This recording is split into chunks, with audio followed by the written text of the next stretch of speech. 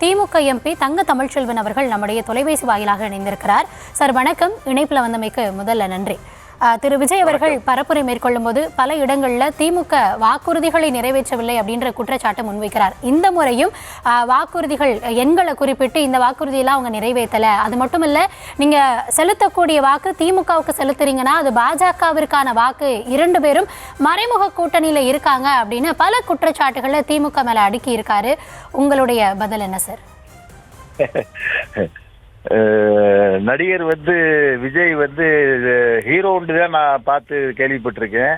ஆனால் இப்போ ஒரு காமெடியன் மாதிரி இப்போ பேசியிருக்கிறத நான் ரசிக்கலை. அதாவது அப்பட்டமா மத்தியில் ஆண்டு கொண்டு இருக்கிற ஒன்றிய பிஜேபி அரசை கண்டிக்கிற ஒரே தலைவர் இந்தியாவில் தமிழ்நாடு முதல்வர் கழகத் தலைவர் அண்ணன் தளபதி ஸ்டாலின்.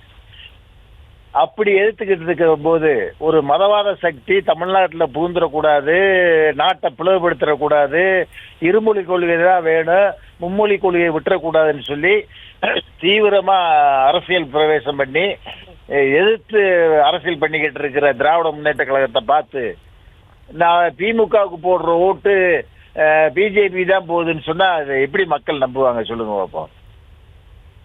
ஸோ அவர் பேச தெரியாமல் பேசுகிறாரு, வர ரசிகர்கள் கூட்டத்தை வச்சு மிதக்கிறாரு. நிச்சயமா இந்த கூட்டமும் இந்த ரசிகர்களும் நிச்சயமா அவருக்கு வெற்றி வாய்ப்பை கொடுக்காது. எங்க தலைவர் தமிழ்நாடு முதல்வர் தளபதி ஸ்டாலினுடைய திட்டங்கள், மக்களுக்கு செய்யற சேவைகள் நிச்சயமா திமுக கூட்டணி மாபெரும் வெற்றியை பெற்று இரண்டாவது முறையாக தமிழ்நாட்டில் முதல்வர் ஸ்டாலின் முதலமைச்சராக வருவார்.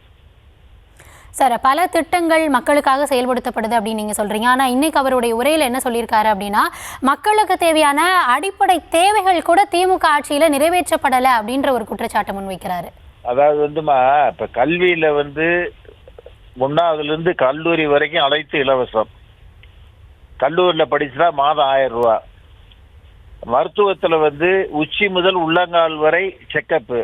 நலன் காக்கும் ஸ்டாலின்ற ப்ரோக்ராமில் ஒரு நாளைக்கு 5000 மக்கள் பொதுமக்கள் கலந்துக்கிறாங்க.